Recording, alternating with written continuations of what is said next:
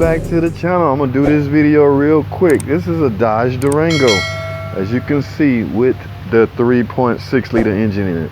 Now what I want to talk about is parts, a couple of parts, a couple of safety issues, or a couple of issues that Chrysler deemed safety issue. Now you see this is what we call a PCM, powertrain control module. Okay, well, I won't get into all this. You can see one connector missing. That simply means that this vehicle is equipped with a nag transmission.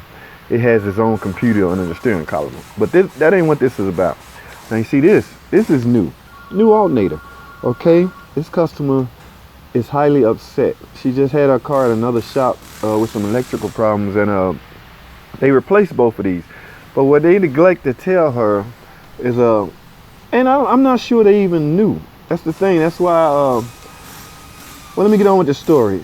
The alternator is a recall on this year model Durango. Okay, here what I have sitting here is the box for the recall, T36. Okay, you're gonna get a brand new alternator, factory brand new Mopar alternator. Okay, especially if there's a couple of numbers we got to check and verify that yours fall in that category, and if so, you're going to get a brand new one. And you know what's good about this? It's free of charge.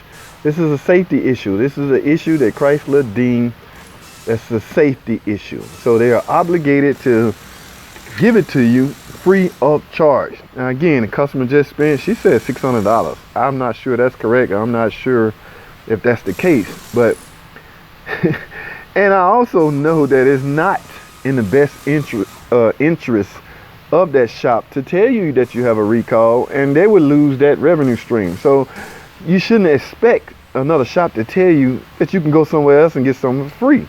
That's not going to happen. So my advice to you, my subscribers, and if you're not a subscriber, please subscribe, because I'm gonna keep you up to date and up to knowledge on your vehicle. My best advice is to every now and then go visit the dealership. Okay, I know the perception and talk about the dealership. I've heard it all. They're extremely expensive. They take too long, and you know, for the most part, it just costs too much. So avoid the dealership at all costs. I'm not going to agree with that, and I'm not going to disagree with that, but I would say the best thing I can say about the dealership, they know everything about your car. They can pull up all the information firsthand. In fact, when they write your car, it automatically, when they put in the VIN, it automatically runs a scan and tells us everything we need to know about your car, even if it have recalls or anything like that. So that is one of the main advantages of going to a dealership. Okay, so now, like I say, I may sound a little biased trying to convince you to take your car to a dealership. Whatever reason you have for not visiting the dealership, that's on you. But every now and then you should visit, if nothing else, just to find out if there's any updates on your car. Now that can be done just by entering your VIN. So, but for the most part, man, pay a dealership a visit every now and then. So I don't want this video to be long, but like I said, she wasted a lot of money on this alternator when she could have got one free.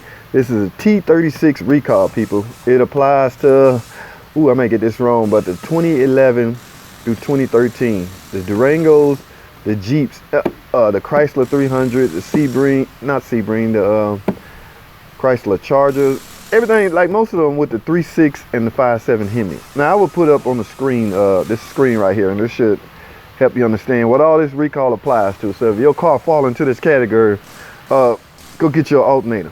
Okay, go get it checked, rather. Let me say it like that, because it may not.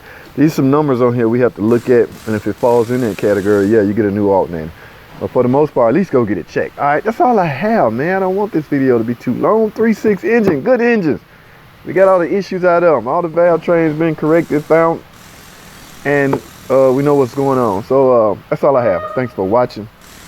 Comment, subscribe. I'll see y'all in the next video.